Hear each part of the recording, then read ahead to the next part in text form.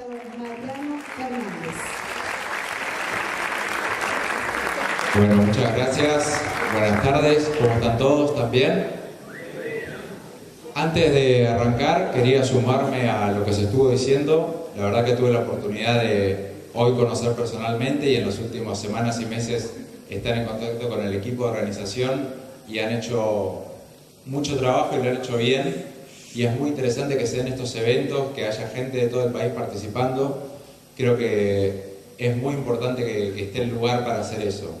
Y antes de arrancar, no dejen de tener presente que este pilar es: para crear se necesita fantasía.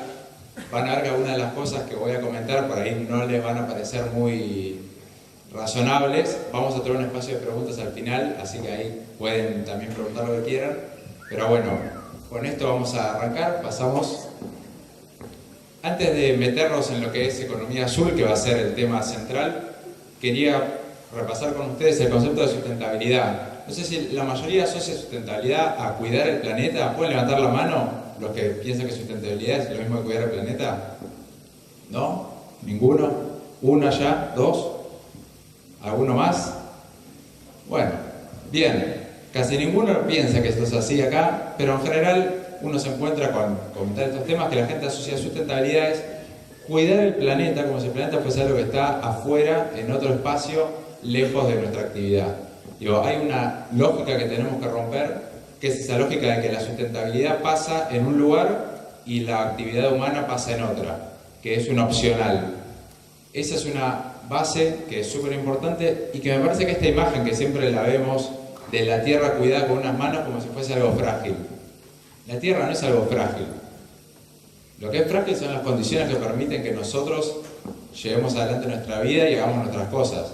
El planeta en sí ha pasado por cosas mucho peores de cualquiera de las que podamos hacer nosotros. O sea, bombardeo de meteoritos, periodos volcánicos, el revertimiento del magnetismo de los polos, son todos eventos mucho más relevantes que quizás las emanaciones de alguna industria.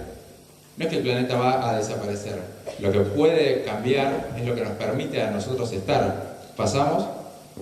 Lo que entendemos en realidad también como sustentabilidad es esto, es preservar cuál es esa composición química, cuál es ese equilibrio dinámico que hay en la atmósfera, que hay en el suelo, que hay en el agua, que permite que nosotros sigamos estando. Eso me parece importante tenerlo presente. La economía azul tiene un foco importante en lo que es sustentabilidad y entrar con este enfoque está buenísimo porque nos permite ya arrancar desde otro lugar, no desde la sustentabilidad como si fuese algo optativo que hacemos hacia afuera, sino pasamos como algo que necesitamos hacer, no es un optativo, necesitamos hacer para poder seguir llevando adelante nuestra vida como sociedad. Eso creo que ahí es importante, si bien hay algunas iniciativas y cada vez el tema es más importante, no tenemos todavía todo metido en la cabeza y estamos todos convencidos, porque si no viviríamos distinto, que la sustentabilidad es indispensable para seguir existiendo, no es un optativo y no es algo tan sencillo. ¿Pasamos? El paradigma vigente, si bien tiene muchas cosas interesantes y permite, por ejemplo, que se dé este espacio, permite que se dé un montón de cosas que tenemos en el día a día, tiene sus limitaciones y creo que desde lo social, desde lo económico, desde lo ambiental, somos muchos los que pensamos que tiene una fecha de caducidad, que cada vez se hace evidente que sea por si uno quiere ver las tasas de desempleo, si uno quiere ver los problemas para las industrias, si uno quiere ver los problemas del ambiente, la conflictividad social, son todas cosas que nos muestran que hay parte de ese paradigma que evidentemente no se puede mantener a lo largo del tiempo sin modificaciones. No sé si esto lo comparten o para ustedes las cosas van muy bien y seguimos adelante con las cosas como se vienen haciendo. Levanten la mano, ¿quiénes piensan que las cosas están perfectas y no hace falta cambiar nada? Bueno, tampoco nadie levantó la mano, en este caso es bueno que nadie haya levantado la mano, así que vamos bien. La idea, la propuesta de esta Escuela de Economía Azul tiene mucho que ver con la fantasía y con empezar a patear el tablero y pensar las cosas de vuelta.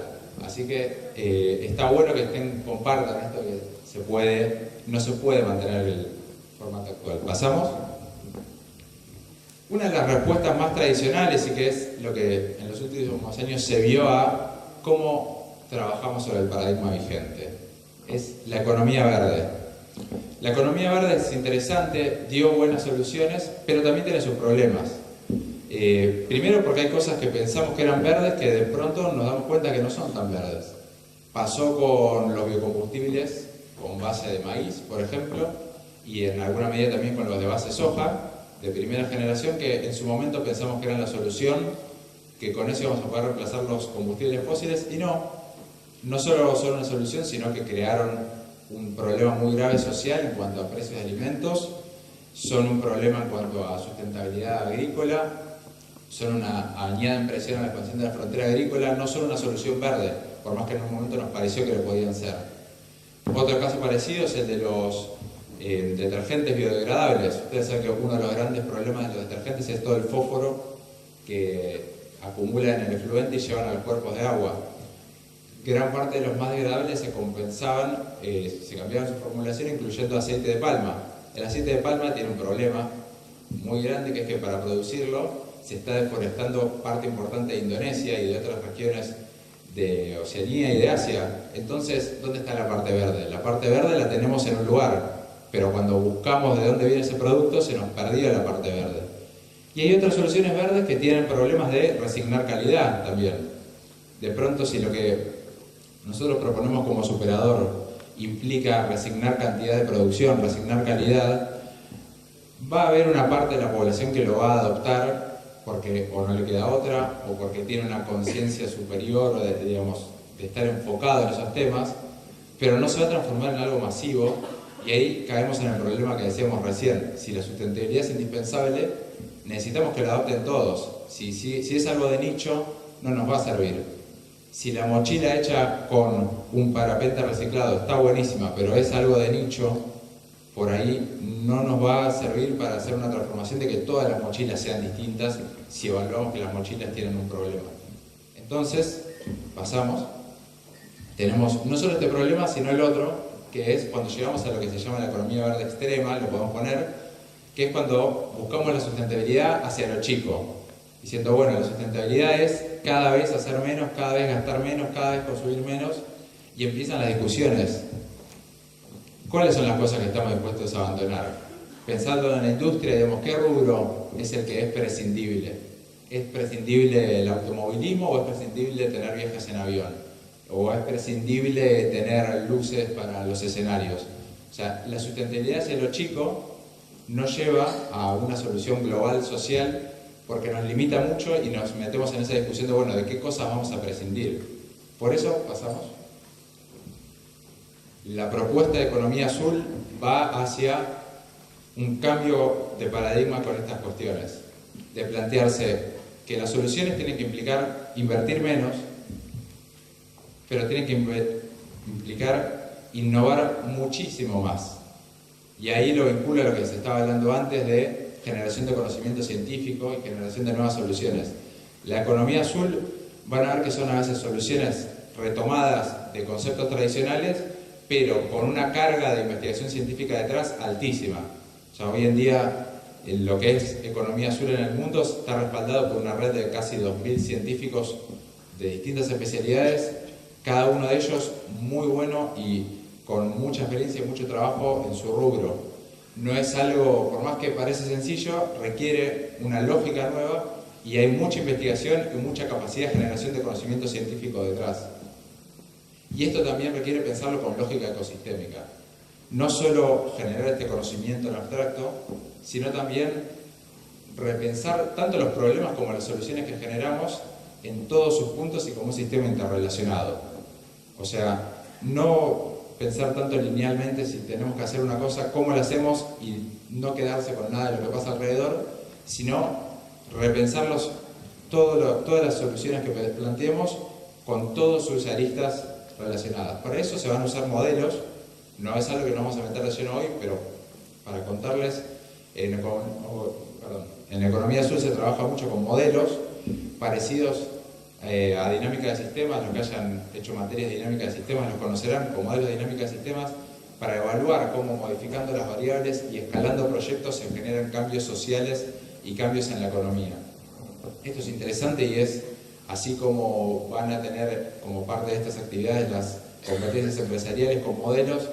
El concepto de modelo en economía azul sirve muchísimo porque sirve para entender cuál es el cambio que podemos generar si implementamos aquello que estamos planificando. Hay otro concepto muy importante de la economía azul que es la generación de múltiples flujos de caja. Esto es algo que, de nuevo, tiene que ver con una concepción más tradicional de la economía, donde no es solo una actividad especializada lo que genera los ingresos para el grupo familiar o para la persona, sino que hay múltiples flujos de caja. Pero la idea es retomar este concepto y no trabajarlo desde la persona individual o desde la pequeña familia, sino también a nivel empresa. Que tengamos, como hay por ejemplo en Indonesia, una planta de producción de algas que tenga como ingreso el biogás producido de las algas, los nutrientes producidos de esas algas y que sean como composta, los peces cultivados alrededor de esas algas, y son, ustedes ven, rubros totalmente distintos entre sí, o sea, producción de alimentos e inyección de gas a la red. Son rubros que en una lógica más tradicional son incompatibles, pero que con el objetivo de generar múltiples flujos de caja los podemos combinar en la misma iniciativa. También la creación de capital social y de nuevos emprendedores es indispensable. O sea, hay dos grandes ramas de proyectos. Van a ver que algunos son más pequeños, más orientados a que emprendedores o grupitos chiquitos de emprendedores los puedan tomar y hacer.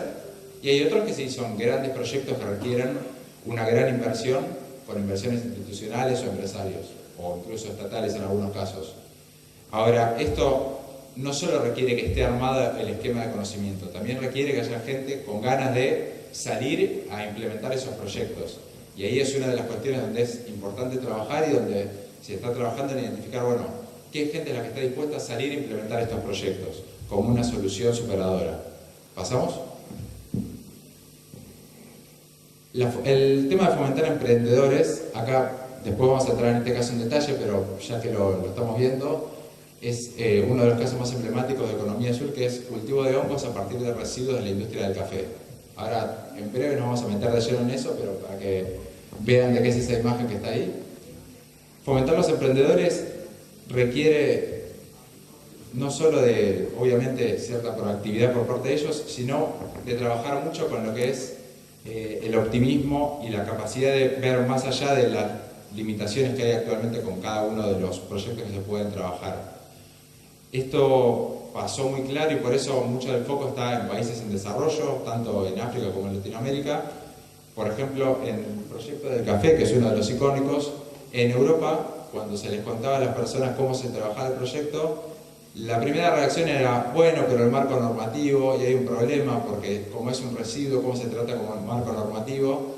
Y empezaba un montón de cuestionamientos que están muy bien, y es importante pensarlos, trabajarlos y ver cómo se van a resolver, pero que no es por ahí lo mejor que sea la primera reacción. La experiencia que tuvieron los que estuvieron en África contando este caso y replicándolo en Zimbabue, fue que cuando les contaban cómo se podía hacer para cultivar hongos a partir de los residuos de producción de café y multiplicar su ingreso, la gente se ponía a bailar. Estaba totalmente contenta y bueno, después surgían evidentemente problemas que hay que manejar. Pero en primer lugar tiene que ser una cuestión de ver el lado positivo y encontrarle el camino para avanzar. Y después, a medida que se avanza, se pueden resolver todos esos problemas que pueden ir surgiendo. ¿Pasamos? Por eso, bueno, para lograr implementar cualquiera de estos proyectos, es muy importante esto, modificar el modelo de negocio. El planteo que está desde la economía azul está hoy en día un poco, digamos, en conflicto con el paradigma más vigente en cuanto a esquema de producción. ¿Pasamos? Digamos, la propuesta es, en lugar de un paradigma donde la base es hacer una cosa, digamos, o una actividad o un rubro puntual, hacerla muy bien, digamos, el enfoque más en la core competence, digamos, tener una competencia clave que se hiper especialice y se hace extremadamente bien, que venía siendo, digamos, el dominante, se maximiza a escala y se analiza linealmente, digamos, lo producido. La propuesta nuestra es que esto está en una etapa donde ya se puede superar por, pasamos, un enfoque más transversal, donde, como les decía, conviven rubros que normalmente no conviven, porque cuando convive la inyección de biogás con la producción de alimentos, están conviviendo rubros que en una industria normal no conviven. Entonces, trascender los rubros es parte de lo que requieren los proyectos de economía azul para implementarse, y es realmente, y acá como una cuestión más de la práctica, una de las grandes dificultades que se encuentran a la hora de querer llevar adelante estos proyectos. Porque el tema, digamos, de la competencia clave como única competencia es algo que, bueno, a ustedes les habrá pasado durante la carrera, y a la gente que está también llevando adelante el emprendimiento está súper machacado y remarcada la necesidad de que sí o sí tenemos que hacer una cosa y hacerla bien, y no empezar a abrirnos y hacernos transversales. Y no solo desde, digamos, la integración vertical, sino que acá la trascendencia de rubros es mucho más amplia que por ahí una integración vertical dentro de un mismo rubro. Eso es algo que es clave, y que la generación de múltiples flujos de caja a partir de convivir, hacer que convivan distintos rubros dentro del mismo emprendimiento, es una de las bases indispensables para que puedan funcionar los proyectos de economía azul. Todo esto marcado de nuevo, como decía, en un análisis ecosistémico que tiene que ver con contemplar las cuestiones que hacen a la sustentabilidad y contemplarlo con una lógica súper integral. O sea, ver de dónde viene cada uno de los insumos que estamos usando, a dónde van, qué subproductos hay. El enfoque que está propuesto no es de pronto tratar los residuos, sino es el enfoque de emisiones cero, ver cómo todas las cuestiones que se generan las podemos de algún modo utilizar para generar un valor agregado. ¿Pasamos? En resumen, tenemos un pequeño video que les quiero compartir, y después sí vamos a pasar a ver algunos casos puntuales para esto, que me podrán decir, está muy bien, pero ¿cómo? O ¿con qué caso concreto? Bueno, veamos este video y ahora discutimos algunos casos concretos.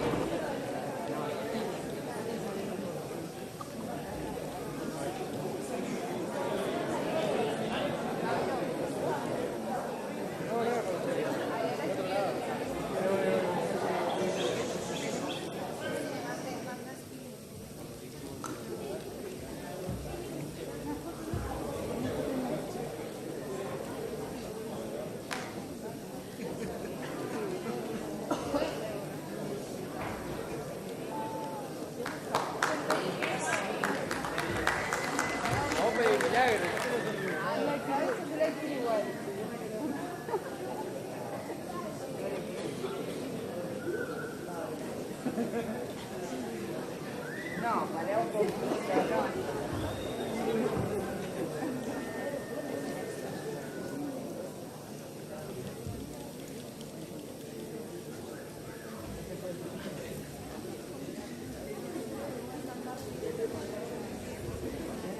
Bueno, no tenemos audio, vamos a, de todos modos está subtitulado el video.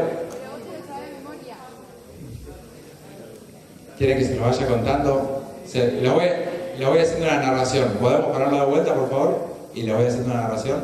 Vamos de vuelta. De cero. Gracias.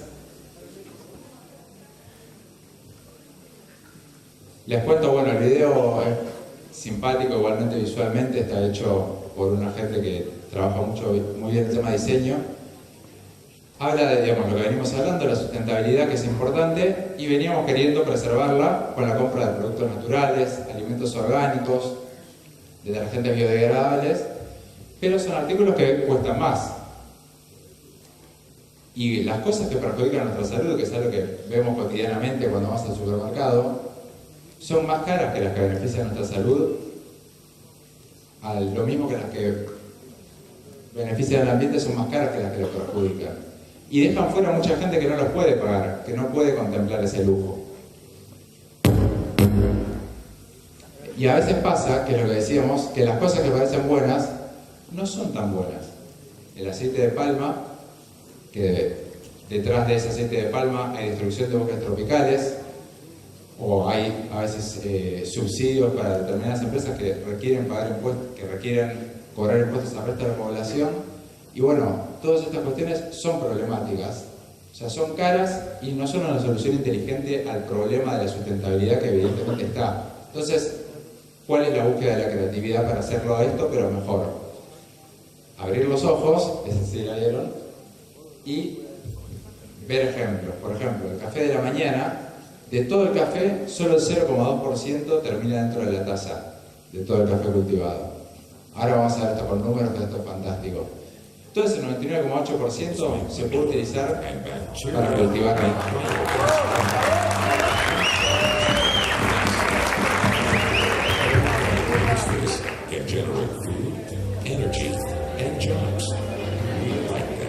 ¿Lo quieren ver de vuelta con sonido? A ver, levanten la mano los que sí. Ganó el sí, vamos de vuelta con sonido, por favor. Ahora sí. The Super Show explains the blue economy. This is our planet. Of course, we want to preserve it for future generations, and therefore we choose healthy and natural products, organic food, solar energy, and biodegradable soaps. But all these goodies cost more. Whatever is bad for your health and damages the environment is cheap. Whatever is good for your health and saves the environment is expensive. This green economy will be for the happy few. Most of us cannot afford it. Worse, some stuff we thought is great for us and good for nature actually is not good at all. Biosoaps used palm oil from plantations that destroyed the rainforest. Solar energy depends for decades on subsidies, which must be paid with tax money. Bioplastics compete with food. Organic food is shipped around the world, damaging the climate. So it is not only expensive, sometimes it is not smart either. So we have to be more creative to do it better. We must open our eyes to see what we've got. For example, here is our morning coffee. We really only use 0.2% of it. What do we do with the rest? Throw it away? We use it to grow mushrooms, then feed the leftovers to animals. Animals make manure, and bacteria make biogas from that. We thought it was only waste. And now, everyone who knows this can generate food, energy, and jobs. We like that. And there are so many opportunities. Once we see them, it is clear that we can convert poverty into development, scarcity into abundance. If we can make the cake bigger, it is easier to share with everyone. However, many people have good ideas. What we need are people who make it happen. We need these entrepreneurs. Actually, we need a whole generation of entrepreneurs. They do not care how the apple falls down from the tree. Newton figured that out hundreds of years ago. They want to know how the apple got up in the tree in the first place, defying the law of gravity. These innovators think like David, who beat Goliath without experience and little money. They change the rules of the game and generate more money for themselves and their community. That makes everybody happy. This is our goal, making people healthy and happy with what we did not know we have. And after all, the sky is blue, the ocean is blue, and our Earth, as seen from the universe, is also blue. That's why we call this the blue economy. It has only just begun. For more information, visit ziri.org.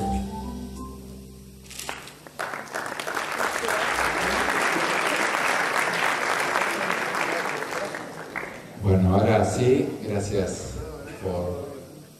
hemos podido ver el video con audio. Como venimos hablando, bueno, la economía azul, que eso no había surgido, pero sí azul tiene que ver con el color del cielo, con que la Tierra se ve azul desde el espacio, propone esta serie de nuevas formas de encarar modelos de negocios. Ahora vamos a entrar más en detalle en algunos de ellos, como para verlos y ver qué cosas les parece observar al respecto. El caso del café es muy interesante. O sea, en el mundo tenemos una cosecha anual de más o menos 150 millones de bolsas de 60 kilos.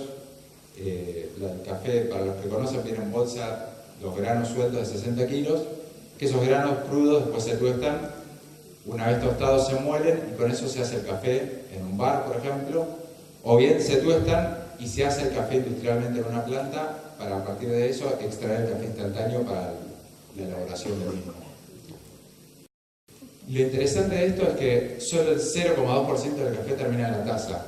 O sea, el gráfico de torta que tenemos al lado tiene, de hecho, exagerado hasta el 1%, y vemos la proporción visual de cuánto es lo que estamos generando, contemplando todo lo que es, digamos, no está contemplado el residuo de la planta, o sea, de toda la estructura de la planta. Esto es solo el residuo que implica que la valla del café, que es la que tiene los granos adentro, que es una valla más o menos de este tamaño, los granitos son así de este tamaño chiquitos, que esa valla se descarta la pulpa. En las plantaciones normalmente eso se tira en un espacio que haya en el fondo, o se deja descomponer, o se envía relleno en algunos casos, y todo el excedente que nos genera, que termina siendo para los bares la borra del café, que habrán visto, o si tienen máquina de café en su casa, o cuando hacen café de filtro, ese resto que queda de café, toda esa borra, es todo parte del residuo del producto que nunca terminó en la taza, que no tuvo sentido que lo produzcamos.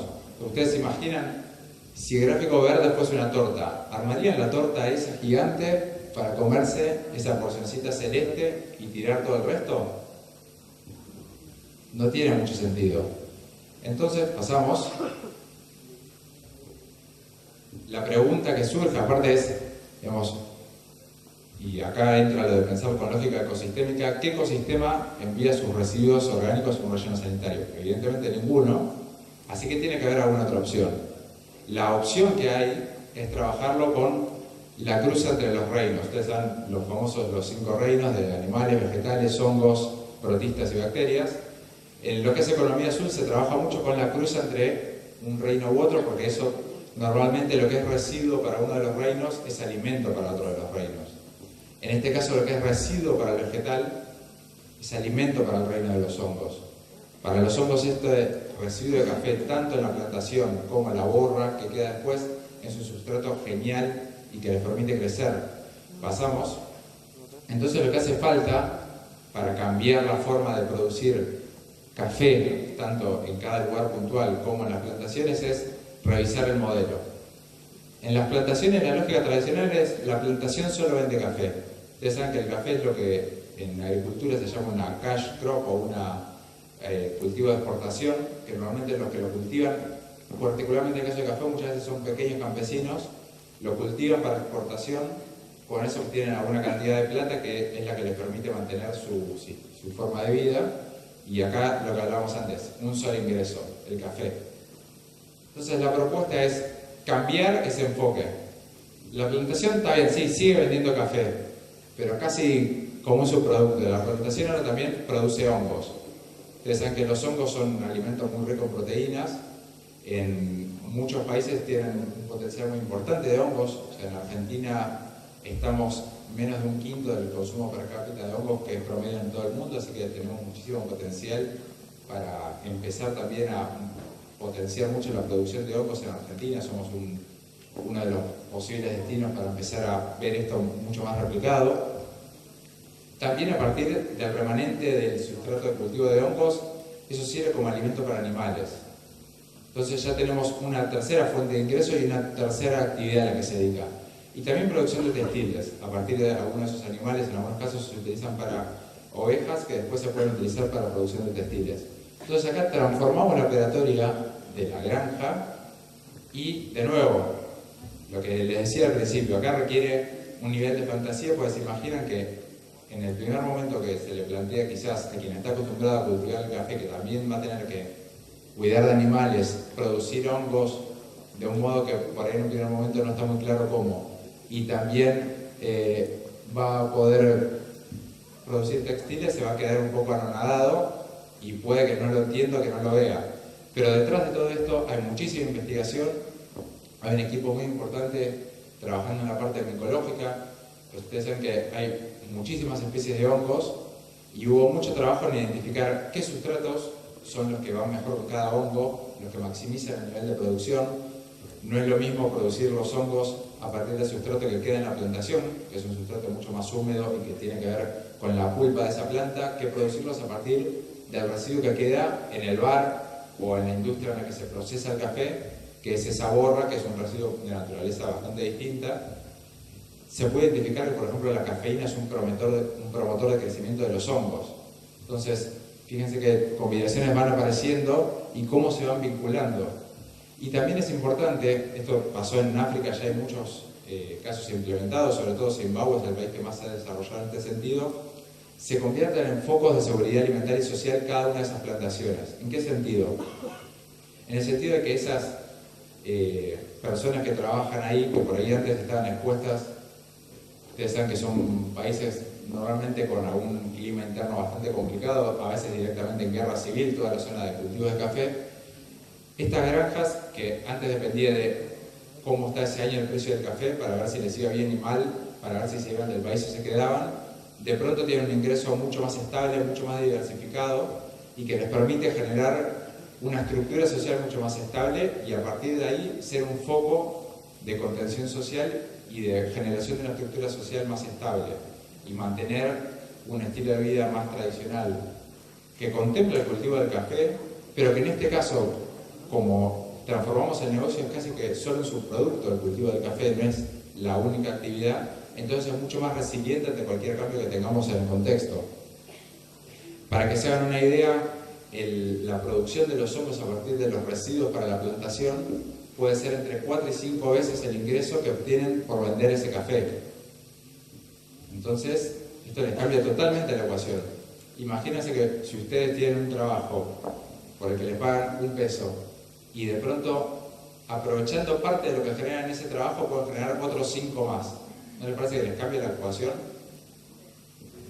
Es totalmente transformador para cada una de esas plantaciones y por eso ha tenido muy buena recepción. Hay, de hecho, varios centenares, casi miles de casos replicados en África, que es, digamos, uno de los grandes focos de producción de café. También se está trabajando en los puntos de consumo, que es otro de los lugares que decíamos. El café, digamos, una vez que se exporta normalmente crudo, porque una vez tostado pierde sus propiedades bastante rápidamente. La tostación se hace en general en los países de destino, o sea, Europa en general tuesta su propio café, no es que le importa tostado. En Argentina, por ejemplo, también nosotros, nuestro café, sacando algunos casos excepcionales de empresas extranjeras, es importado crudo y tostado localmente. Esa tostación, si se utiliza para a su vez generar café instantáneo, genera un volumen muy importante de residuos. De hecho, hay casos en la jurisprudencia argentina bastante complicados de las empresas más conocidas de generación de café instantáneo, que qué hacían con sus residuos, cómo los disponían. Y que obviamente nada más dejarlos en un campo no es una solución, genera un problema enorme.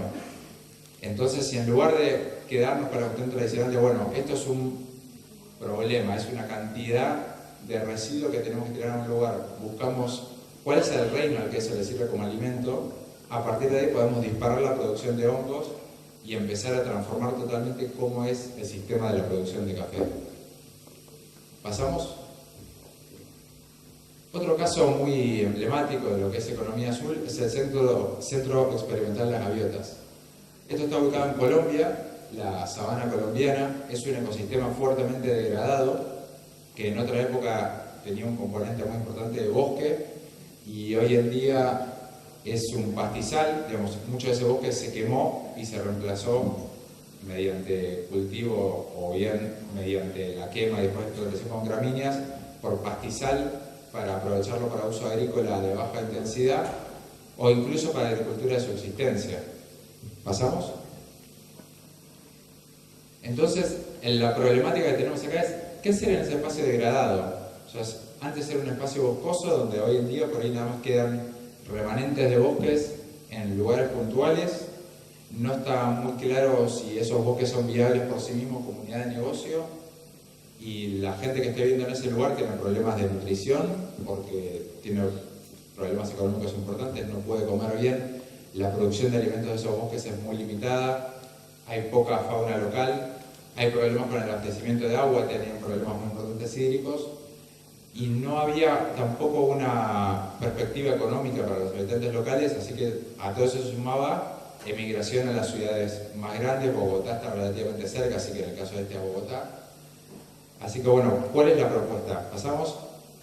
La propuesta acá fue, y esto de nuevo, acá está la parte de la fantasía del momento que esto se empezó a hacer en los 80 y que hoy, 30 años después, está clarísimo que esto está buenísimo y que funciona. Pero en el momento que esto se empezó a hacer, llegó un componente de fantasía, como venimos hablando en este eje académico, que es muy grande, pero también llevó mucha innovación y mucha investigación previa. En lugar de la agricultura de subsistencia, ¿cuál es la propuesta? Primero, recuperar los bosques. ¿Cómo se recupera un bosque? No es fácil. Si alguno ha trabajado con ese tema, sabrá que un espacio degradado es muy difícil que espontáneamente vaya a recuperar su condición boscosa, así que acá hubo que hacer un trabajo muy importante de reimplantación de los árboles. Ahora, la reimplantación no generaba, digamos, no daba resultado, los árboles se volvían a morir, porque el suelo estaba muy degradado, no tenía los nutrientes necesarios, porque la retención de agua no era la adecuada y había problemas de humedad. Entonces, ¿cuál fue la solución?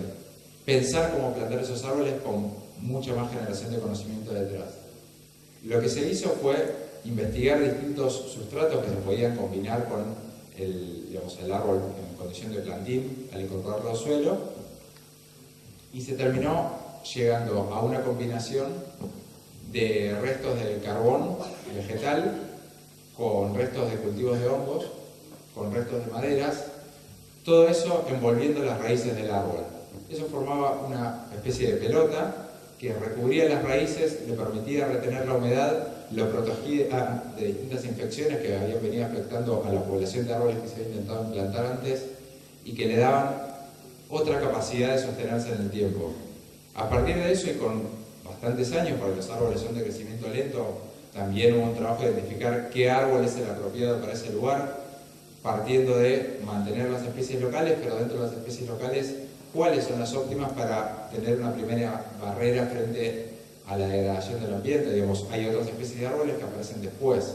Acá el trabajo fue también encontrar cuáles son las que tienen que ir primero para formar esta primera barrera de contención y permitir que se recupere ese bosque. A partir de eso, y con muchos años, hubo una recuperación muy importante de la masa boscosa.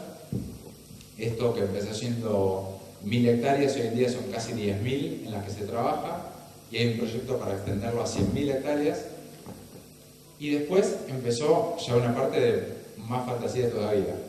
No solo la recuperación de los bosques, que de por sí llevó a una mejora en la cantidad de humedad, porque se cambió, digamos, la condición, el microclima local, hubo otro nivel de precipitaciones, otro nivel de retención de la humedad, en vez de suelo descubierto, tener un suelo boscoso no es lo mismo. Hubo, y como parte también de estos bosques, se identificaron qué productos se podían generar a partir de esos árboles. Entonces tenemos resinas. Ustedes conocerán, si alguno toca instrumentos clásicos, las resinas que se usan para los arcos, y también son resinas que se usan en la industria de los libros, para el pegamento, para el encuadernado. Todo ese tipo de resinas se pueden producir a partir de refinar las resinas que producen los mismos árboles del establecimiento de las gaviotas. Entonces ya tenemos un foco más de ingreso. Las resinas producidas por estos nuevos árboles implantados que ya están empezando a crecer. Y también, ¿por qué no?, aguarrás a partir del resto que queda de estas resinas. O sea, ya tenemos 2 focos y todavía van a ver que tenemos muchos más. Algo que pasó en este lugar y que se hacía necesario era adaptar la arquitectura a las condiciones locales. Ellos lo que hicieron fue tomar ciertos esquemas de construcción bioclimática más o menos conocidos y adaptarlos a las particularidades de las gaviotas. Esto, que es una región bastante extensa, les permitió armar un modelo y ese modelo llevarlo a otros lugares también. En otros lugares de Colombia proponer este modelo constructivo y, entre comillas, digamos, exportarlo, si bien dentro del país, a otras regiones que también tenían esta misma problemática. Ya tenemos otra generación de ingresos. También necesitaban agua caliente. Obviamente, como dijimos antes, no tenían agua, así que mucho menos tenían agua caliente. Ahora que empezaba a haber agua, hacía falta calentar ese agua. Como no tenían combustible fósil en esa región, no tenían tampoco gas y no querían empezar ya a retirar madera de los bosques, la propuesta fue colectores solares. Los colectores solares se podrían haber importado, ya si bien esto fue hace ya 10 años, se podrían haber importado de distintos países que los venían produciendo, pero la solución fue desarrollarlos localmente y a partir de ese desarrollo local generar una pequeña industria en Colombia, en la sabana colombiana, que exporta colectores solares para provisión de agua caliente. Eso fue un cambio muy importante porque la lógica era que esta es una región degradada que nada más podía ser una consumidora pasiva de elementos tecnológicos y de pronto se encontró, digamos, la posibilidad de generarlos localmente y llevarlos a otros lugares. La provisión de agua, como decíamos, se mejoró muchísimo con la restauración de la masa boscosa, la cantidad de agua, la humedad local y la calidad del agua. Ustedes saben que un bosque sano es uno de los mejores filtros que hay para el agua de lluvia. Mejoró mucho la calidad de agua en los acuíferos de toda esa extensión que se estuvo trabajando y había un excedente de agua. Ese excedente de agua se empezó a vender a otros lugares, principalmente a Bogotá, que no está tan lejos, y había mucha gente dispuesta a pagar un precio superior, como se compra un agua embotellada en lugar del agua de red, para tener ese agua de las gaviotas, que después de análisis químico se vio que venía realmente con muy buena calidad, con muy bajo contenido de cualquier tipo de impureza, y que era superior a lo que podían comprarse de otras marcas nacionales. O sea, se pudo colocar a un nivel como estaban las aguas importadas de otros países. Entonces, una nueva fuente más de ingreso que se pudo generar desde las gaviotas. Y después hay uno muy interesante que es, como decíamos, la provisión de agua de acuíferos se empezó a poder restaurar a partir de que se mejoró su calidad y se empezó a dejar de tener toda esa contaminación superficial producto de la superficie degradada y de un pastoreo y de un aprovechamiento agrícola mal controlado. Se empezó a poder aprovechar los acuíferos. Ahora hay un problema con la generación eléctrica en la región. Como dijimos, no es una región con muchos combustibles y necesitaban alguna forma de sacar el agua de los acuíferos. La bomba manual obviamente es engorrosa, entonces lo que se decidió es buscar, bueno, ¿cómo podría ser una bomba manual para que no sea tan engorrosa, tan fastidiosa, tan trabajosa de manipularse? La solución fue transformarla en un sub y baja, con un sistema que no es demasiado complicado, se puede transmitir el movimiento y el bombeo, en lugar de ser una persona accionando la palanca, son chicos jugando en un sub y baja. Hay varios sub y bajas en paralelo y con todos esos sub y bajas se va proveyendo la cantidad de agua que necesitan del acuífero. Ese modelo se despiezó, se armó bien la especificación, se patentó y se vende también hacia otras comunidades.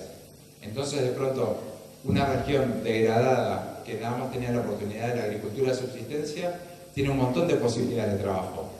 Tiene una industria local generando colectores solares, generando bombas de extracción de agua totalmente distintas a lo que se encuentra en otros lugares, generando agua de excelente calidad embotellada para vender en las ciudades grandes de los alrededores, generando resinas de muy buena calidad, tanto para uso en instrumentos como para uso en la industria del papel, generando aguarrás con nuevas innovaciones arquitectónicas, y todo eso hace que las gaviotas sea uno de los grandes proyectos emblemáticos, muy interesante, y donde esto que decíamos cuando se empezó 30 años atrás era mucho más fantasía que datos ciertos, terminó siendo un modelo súper válido y que funciona muy bien. ¿Pasamos? Y bueno, para redondear estos casos que les traje, está este de la cachemira. Entonces, les sonará a algunos La cachemira es un hilado muy fino, de muy alta calidad, que tiene propiedades muy interesantes, es hipoalergénico, tiene muchísima resistencia al frío, perdura muchísimo tiempo, es muy suave al tacto, es casi como una seda, es muy abrigado, y el origen está en las cabras de cachemira, que básicamente pastan en las regiones de Asia Central, en lo que es Mongolia, Afganistán, parte de China. Todas estas cabras requieren, para generar este pelaje, que es el que se transforma en esta fibra, con todas estas propiedades tan buenas, pasar noches a 30-35 grados bajo cero, que son las temperaturas muy simpáticas que tenemos en el desierto de Gobi, mientras son cuidadas por los pastores, porque son cabras, y a partir de ahí generan este pelaje tan interesante, tan especial. Ahora, lo que pasamos, y que esto tiene que ver con, y lo que veníamos hablando antes del paradigma actual, pongamos en contexto, 91, caída de la Unión Soviética, Mongolia, que estaba básicamente bajo la órbita soviética, pasa a estar más integrado al sistema productivo mundial. Mongolia, puntualmente, ¿por qué enfocarse en Mongolia? Produce casi el 50% de toda la cachemira. En total son del orden de las 20.000 toneladas por año que se producen, y para poner en contexto de cuán pequeño es el mercado, también pensemos que de algodón son casi 100 millones de toneladas que se producen. Pero bueno, la cachemira obviamente tiene un peso por kilo y por unidad muy distinto. Entonces, bueno, la entrada de Mongolia al sistema productivo mundial empezó a aumentar muchísimo la demanda del producto. En el primer momento subió el precio. Obviamente los criadores de las cabras estaban muy contentos porque estaban pudiendo vender cada vez más caro su producción. Pero bueno, tampoco era un número tan importante por kilo que le estaban pagando, así que aumentaron las manadas. Para ver si aumentando las manadas, aumentaban el volumen, aumentaban sus ingresos. Ahora, ustedes saben que la cabra tiene ese problema de que arranca el pasto de raíz y es muy problemática en cuanto al cultivo de pasturas comunes, como tienen en Mongolia, que no son sistemas productivos individuales, sino que las cabras pastan en espacios comunes. Estas cabras, cada vez manadas más grandes, empezaron a retirar toda la superficie vegetal que teníamos cubriendo la estepa colombiana que rodea el desierto. Empezó a extenderse el desierto, desertificación. Y empezó la caída de la productividad. ¿Por qué caída de la productividad? Porque la cabra, la manada más grande, está más estresada, produce menos tejido, porque el pasto que quedaba era cada vez de peor calidad, la cabra se alimentaba peor. Entonces, más presión sobre el ecosistema. ¿Qué empezaron a hacer los productores? Metían más cabras, en lugar de plantearse si era hora de pensar el modelo de negocio nuevamente. Bueno, sumaron más cabras. El precio seguía subiendo, y de hecho hasta hace un poquito seguía subiendo. ¿Por qué? Porque sigue habiendo una demanda altísima. Como decíamos, la producción mundial es muy acotada y hay gente dispuesta a pagar lo que sea por un tejido de esta tela. Esto, en un tiempo no demasiado largo más, estaba llevando a un colapso del ecosistema local, pero también a la desaparición de esa forma de vida tradicional. O sea, los pastores que están llevando adelante estas cabras y produciendo los tejidos, hace 4.000, 5.000 años que tienen este modo de vida, de durante los inviernos llevarse las cabras al desierto para que en las noches de frío produzcan esa fibra tan especial y tan distinta que nos da esta tela. Y todo eso estaba desapareciendo por una cuestión de cómo controlar esa presión sobre el medio. Entonces, pasamos. La gran pregunta acá fue, bueno, ¿cómo preservar este método de producción que no solo incluía a los pastores, sino que en pequeñas comunidades normalmente también se produce el hilado de la tela y hasta se diseñan prendas, pero que en pos de una mayor cantidad de kilos de tela generados se había empezado a simplificar en una estructura cada vez más lineal de los pastores solo son pastores, los que hacen el hilado solo hacen el hilado, los que tiñen solo tiñen, los que cosen solo cosen y los que diseñan solo diseñan. Todo eso se empezaba a simplificar cada vez más en unidades más pequeñas. Entonces, pasamos. Lo que se propuso fue cambiar. En vez de este enfoque tradicional de, bueno, sigamos aumentando volumen y después vemos qué pasa con el resto del entorno o llevamos las cabras a otro lugar, que en este caso no es una opción, y cada vez más especialización, la propuesta fue, primero y principal, y fue la clave para poder implementar esto que se estuvo haciendo durante los últimos años, patear el tablero con la distribución del ingreso de la prenda final. El 10% del precio de la prenda final pasaba al productor directamente.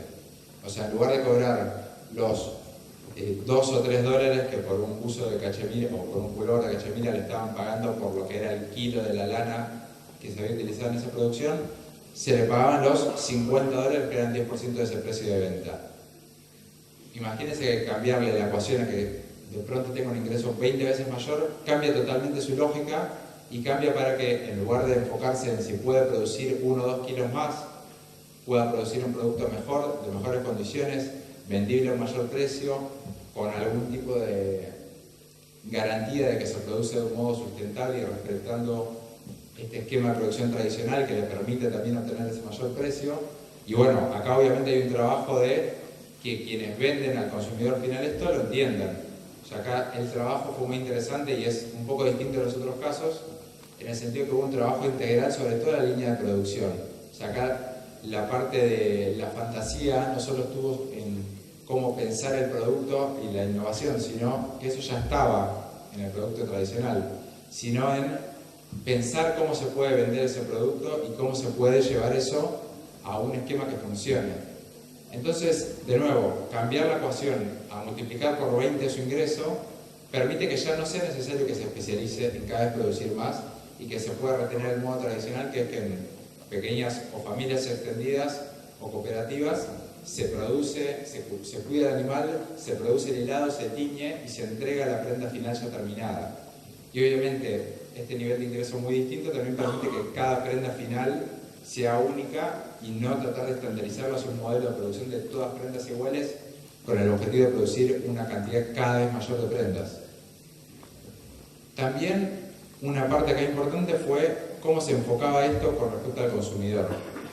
Que cada uno de estos productos generados no era solo algo descartable para usar porque estaba de moda 2 semanas y tirarlo, sino que era un producto intergeneracional, como era antes los productos de cachemira, que se guardaban, se transmitían de generación en generación, porque es una tela que digamos, tiene otras propiedades a unas fibras sintéticas o algodón que parece degrada más rápido, sino que dura muchísimo tiempo, y restaurar esa lógica de la tela con un concepto muy distinto de su valor, también fue parte acá de la transformación.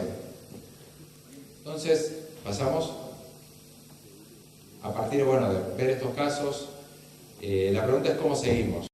Y también para contarles un poco, no solo en el mundo hay más de 200 casos distintos que se estuvieron implementando de economía azul. Nosotros en Argentina estamos empezando a trabajar en identificar potenciales proyectos. A modo de ejemplo, esto que estuvimos viendo recién con las cabras, se puede plantear un esquema similar que se está empezando a pensar cómo sería con vicuñas, por ejemplo. Hay un montón de oportunidades con el tema hongos, como les decía, hay todavía en Argentina una cantidad de hongos por habitante de ingesta muy baja y que podemos empezar. Por un lado hay un juego cultural de si comemos o no comemos hongos, que ahí digamos hay una cuestión de, si se quiere, marketing, pero también hay la incorporación de hongos en distintas industrias. Podemos tener, en lugar de milanesas de soja, milanesas de hongos, en lugar de hamburguesas de carne con parte de esa carne reemplazada por soja, reemplazada por hongos, con una cantidad proteica mucho mejor, mucho más parecida a la carne y mucho más sana, y además producido con un esquema mucho más saludable. Por eso, el camino hacia adelante es trabajar con estos 200 casos macro que hay, digamos, son los icónicos. Acá son 3 que les conté, en seri.org, que es la página que aparecía antes en el video, están todos los casos que se han implementado a lo largo del mundo. Algunos ya están funcionando implementados, otros están en distinto grado de desarrollo, y a partir de cuáles son las problemáticas de Argentina y cuáles son las situaciones actuales, la propuesta también que se está trabajando hoy en día es empezar a identificar potenciales proyectos en Argentina, desarrollarlos, identificar cuáles son los actores relevantes, cuáles son los inversores para los que necesitan inversores, y trabajar en generar esta nueva lógica de pensar el negocio, de pensar cómo se genera el conocimiento científico detrás y qué conocimiento científico es necesario generar, y de nuevo, aportar no solo a una cuestión de la sustentabilidad desde algo naif o desde algo quizás muy limitado, pensar que tiene que ver con cuidar el planeta como si fuese algo externo, sino generar un nuevo modo de desarrollo económico que no implique ir en contradicción con la continuidad de la humanidad en el planeta y de las otras especies en el planeta, cada uno en su espacio. Bueno, muchas gracias.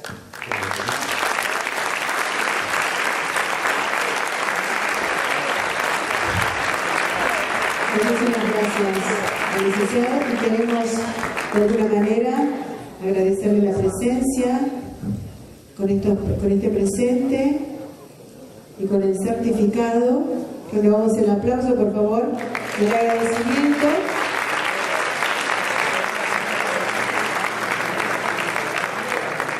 Recordarles a ustedes de todos los avisos que deseamos que luego de esta conferencia, a las 21 horas, nos va a buscar la combi a los que van a hacer